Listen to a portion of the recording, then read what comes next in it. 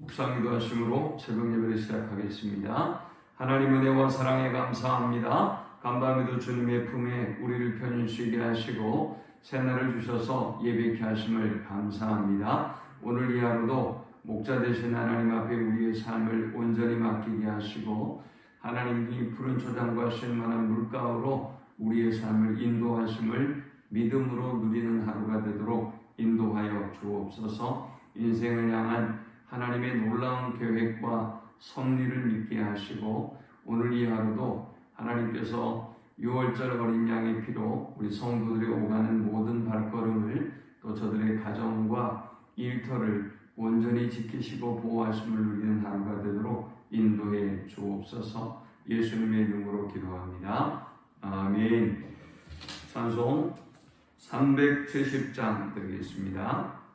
주 안에 있는 나에게 땅 근심이 있으랴 십자가 밑에 나가 내 짐을 풀었네.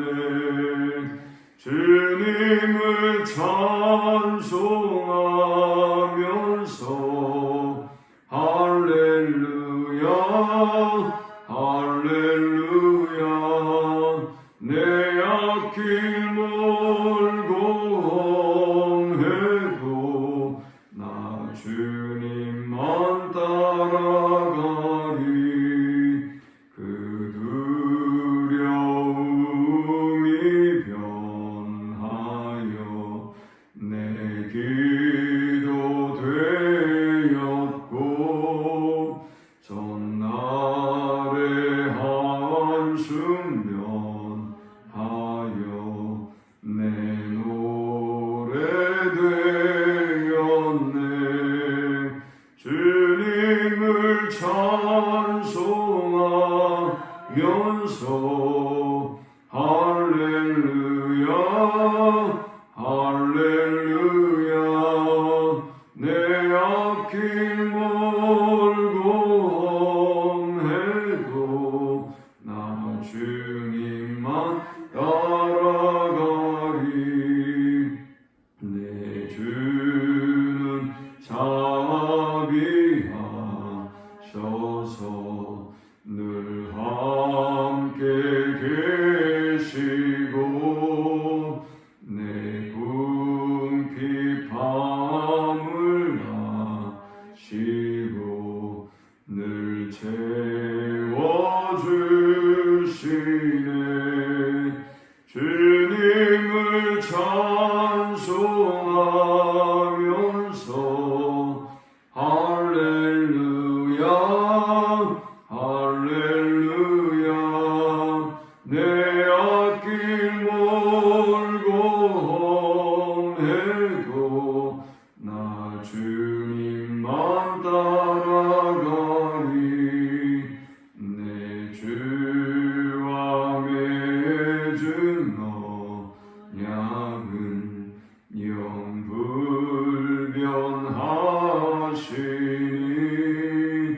그 나라 가기까지는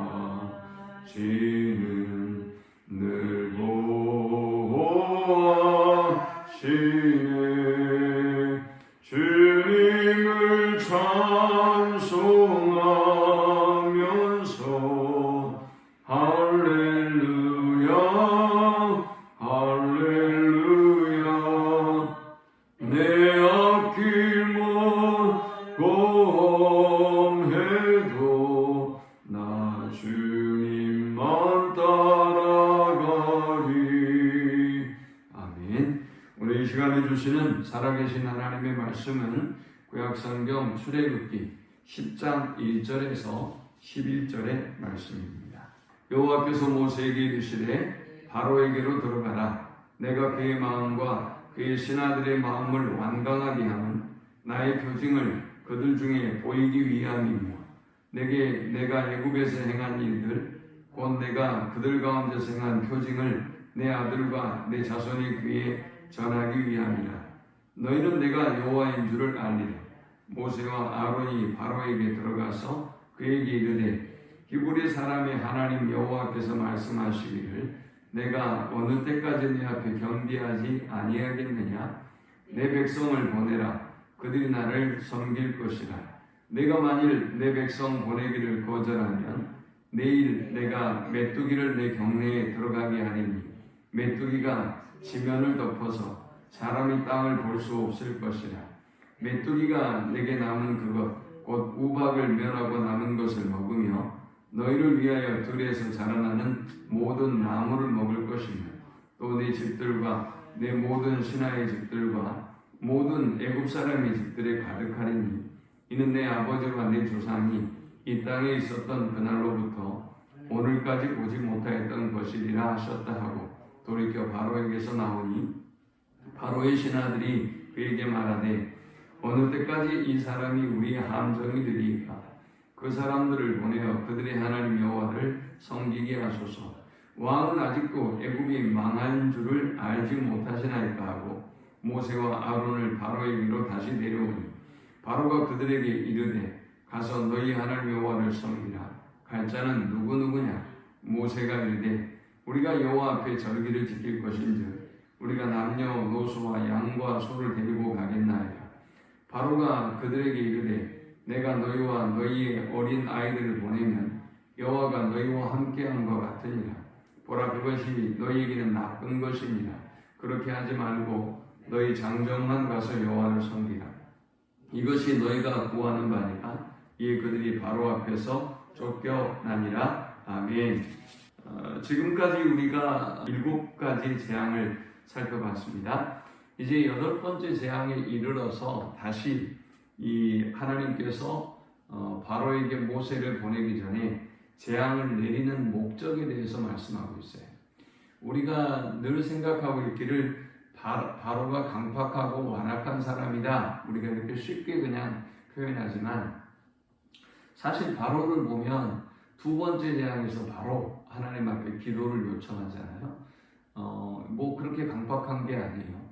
우리에 비교해 보면 오히려 기도 요청도 안 하는 현대의 그리스도인들 혹은 본인 스스로도 하나님 앞에 기도할 줄 모르는 현대의 그리스도인들에 비교해 보면 바로는 그렇게 강팍한 사람은 아니다.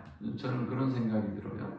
또 4번째 재앙에서도 또 기도 부탁을 요청을 하지 않습니까? 그리고 흔들리는 이 바로의 마음을 보면 오늘 우리가 믿음의 길을 갈 때도 똑같잖아요. 야, 내가 말씀대로 진짜 은혜 안에 살아봐야지. 내가 말씀대로 순종해야지. 라고 하다가도 끊임없이 흔들리고 요동하고 또 이 위기가 넘어가면 이 고비가 넘어가면 또 내 마음과 내 생각대로 살아가고 이런 것이 우리의 인생이에요. 뭐 바로라고 어떤 특별한 사람이 아니라 저와 여러분의 모습이기도 하고 또 현대인들의 모습이기도 합니다.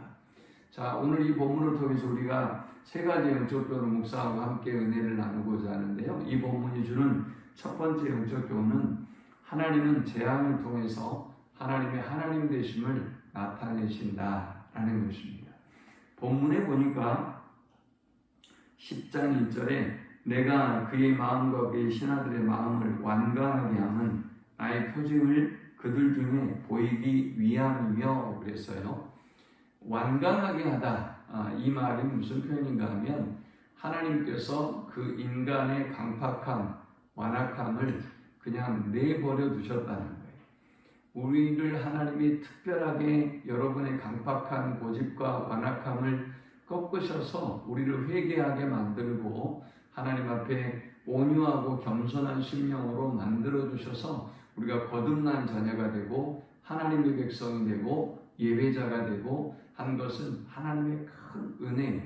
그런데 이 바로 같은 사람을 그 완악함, 그 강팍함을 그대로 내버려 두는 것은 자 어떻게 했어요? 하나님이 강팍하면 강팍할수록 교만하면 교만할수록 더 거센 재앙이 더 큰 재앙이 그들에게 그와 이집트에 임했단 말이죠.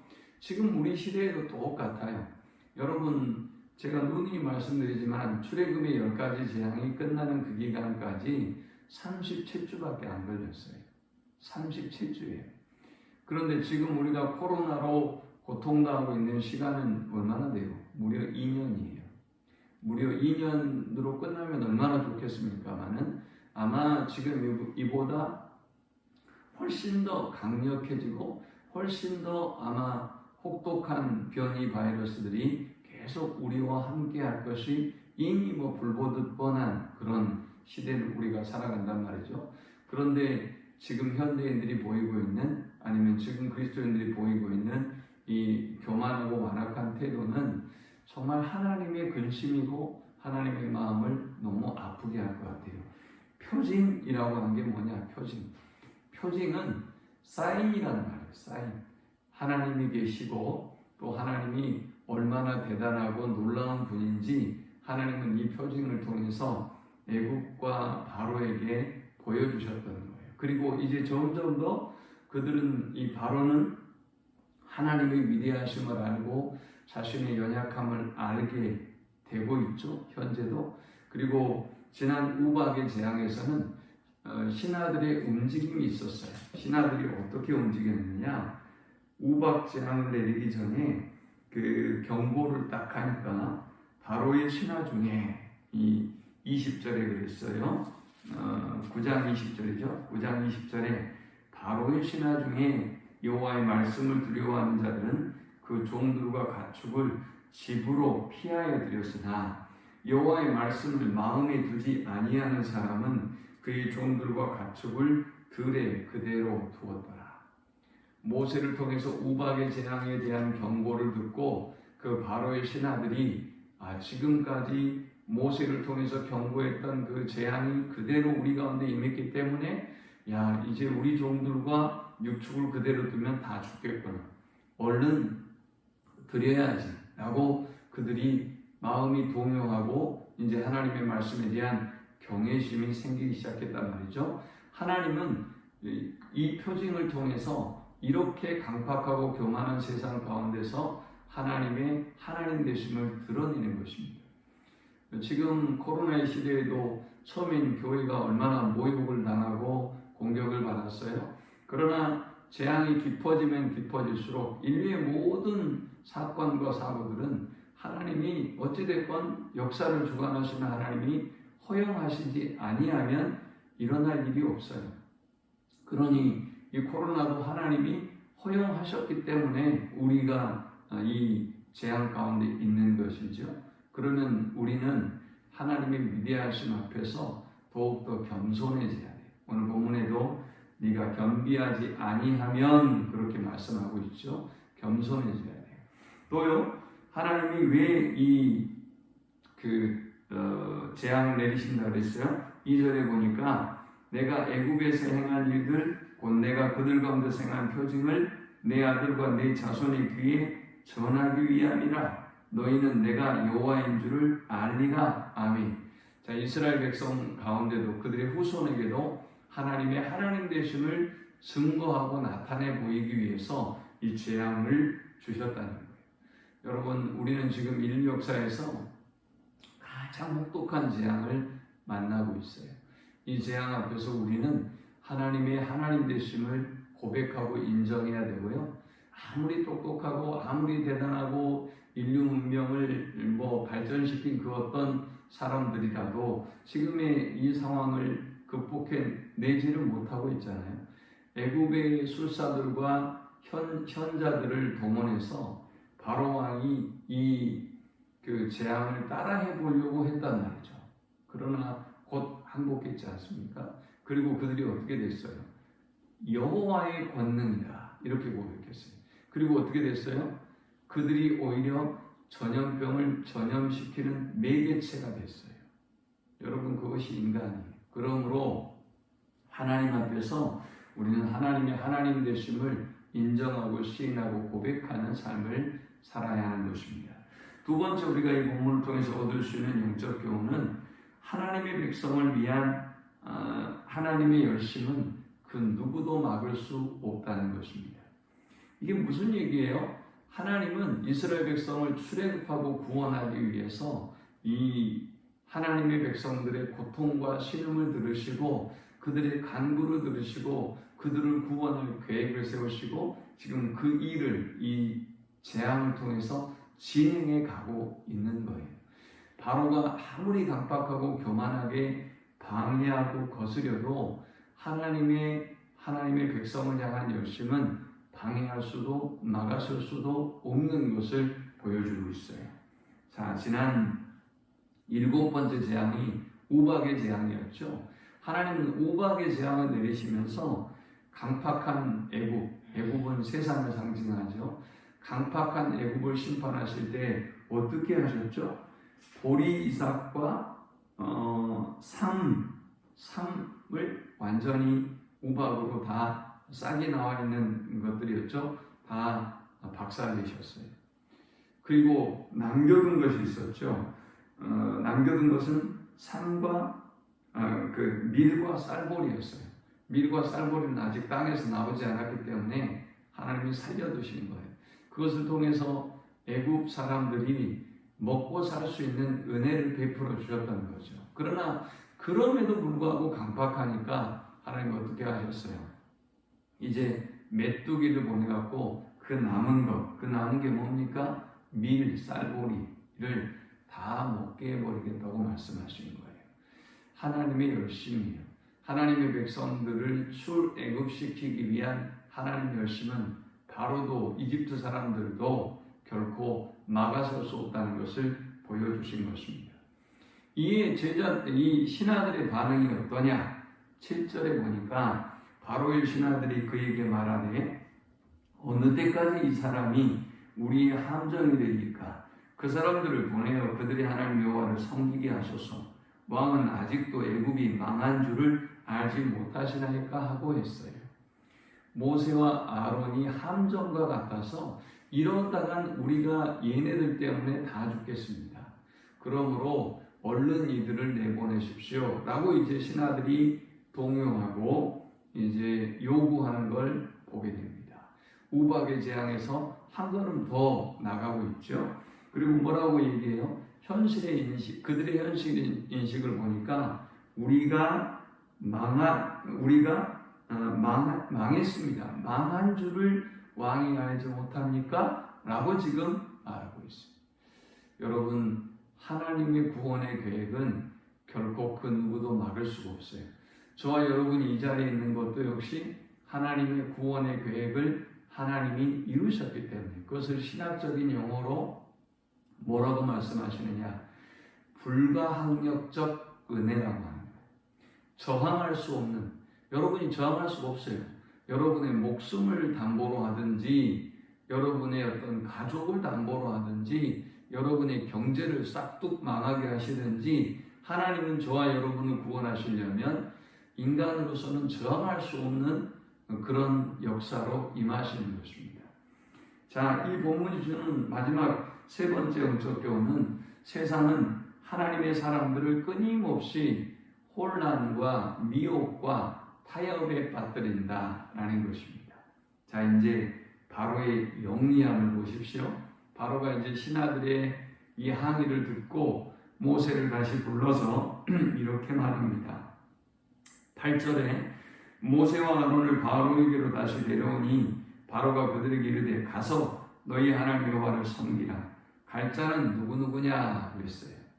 여러분, 지금까지 모세는 끊임없이 다 계속 얘기했어요. 하나님 백성들이 나아가서 3일 길을 나아가서 제사해야 되겠다라고 끊임없이 얘기해 왔거든요. 그런데 모르는 것처럼 못 들은 것처럼 그들에게 제안한 거예요. 자, 갈 사람이 누구냐 그랬어요. 여기서 두 가지를 노리고 있는 거죠. 여러분한테 제가 이렇게 질문한다면 이전에는 당연히 우리 모두가 가야 된다고 생각했던 사람들도 흔들리는 거예요. 그렇겠죠? 여러분 중에 아주 적극적으로 열성을 가지고 제가 할게요 라고 말했다가는 잘못하면 여러분 바로한테 죽어요. 그러니 여기에서 누구냐라는 이 질문은 이 그들의 믿음을 약화시키기 위한 사탄의 미혹인 것입니다. 여러분, 이게 놀라워요. 창세기에 보면 하나님께서 선악과를 따먹으면 정령 죽을 것이라고 말씀했는데 사탄이 미혹을 하죠. 뱀이 꼬여요. 자꾸 죽을까 하노라 라는 질문을 던지고요. 죽지 아니할 것이다 라고 선언을 해버려요. 하나님은 정령 죽으리라 라고 말씀했는데 말이죠.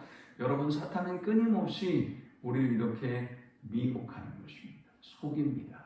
자, 누구냐 이렇게 질문을 했는데 이 질문은 또 다른 의도가 있어요. 자, 이걸 누가 갈 것인가를 준비하려면 오랜 시간이 걸려요. 모세와 아론이 나아가서 이스라엘 백성들에게 자, 우리 갈 사람 보고하라 그러더라. 갈 사람 신고해봐. 그러면 200만 명이나 되는 이 사람들을 어떻게 다 파악하겠어요? 이토록 이 사탄은, 바로는 사탄을 상징하죠. 그리고 이집트, 애굽은 세상을 상징해요. 사탄은 교묘하게 하나님의 백성들을 미혹하고 속이는 것입니다. 자, 그뿐 아닙니다. 모세가 이제 얘기합니다. 우리가 다 가서 절기를 지킬 것입니다. 9절에 얘기하니까 10절에 바로의 반응을 보십시오. 바로가 그들에게 이르되 내가 너희와 너희의 어린 아이들을 보내면 여호와가 너희와 함께함과 같으니라. 보라, 그것이 너희에게는 나쁜 것이니라. 바로가 사탄이 얼마나 영민한지를 보여주고 있는 거예요. 사탄이 뭐라고 속이느냐? 야, 대표적으로 이 남자와 어린아이들만 가는 것이 훨씬 더 좋다. 왜냐하면 그것이 이 여자들까지 가게 되면 이동하는 것도 불편하고 또 이 위험하고 먹을 것 여러 가지 불편함들이 있으니 이제 너희의 편의를 위해서, 바로를 위함이 아니에요. 바로를 위함이 아니라 너희한테 오히려 그것이 나아, 너희에게 유익이야 라는 제안을 하는 거예요. 여러분, 사탄은 끊임없이 우리가 하나님의 말씀대로 순종하지 못하도록 적당주의에 빠지도록 또 타협하고 미혹하는 것입니다. 그러면서 뭐라고 얘기를 하느냐? 11절에 그렇게 하지 말고 너희 장정만 가서 여호와를 섬기라. 이것이 너희가 구하는 바니라. 이에 그들이 바로 앞에서 쫓겨나니라. 신기하죠? 이제 가르칩니다. 바로가 가르치고 또 이 하나님의 말씀을 오히려 뒤집어 엎습니다. 이것이 너가 요구한 것이다. 너희의 요구다라고 그들의 요구까지도 헷갈리도록 만듭니다. 놀라운 일이에요. 여러분, 우리가 하나님의 말씀대로 순종하지 아니하면 세상이 하나님의 말씀을 오히려 더 혼란하게 만들고요. 무엇이 하나님의 말씀인지 여러분들에게 헷갈리게 만들고요. 오히려 저 세상의 소리가 하나님의 말씀의 자리를 차지해 버리는 거예요. 성경 공부라 함은 이해돼서 순종하는 것이 아니에요. 순종하니까 이해가 되는 거예요. 삶 속에 해보니까 이해가 되는 거예요. 아, 이것이 이렇게 했기 때문에 하나님이 이렇게 하라고 하셨구나, 이것이 하나님의 뜻이었구나 라는 것을 깨닫게 되는 거예요. 죄인이, 이기적인 인간이, 자신의 욕심으로 가득한 인간이 언제 하나님의 말씀이 이해돼 갖고 순종하겠어요? 이해할 수가 없는 거죠. 성령이 은혜를 주셔야 이해하고 순종할 수 있는 거예요. 이토록 사탄은 끊임없이 여러분을 미혹에 빠뜨리고 혼란에 빠뜨리고 타협하게 만들어서, 이전에는 어떻게 했죠? 제사의 장소에 대해서 타협했죠. 멀리 가지 말고 그럼 우리나라에서 그냥 예배해라.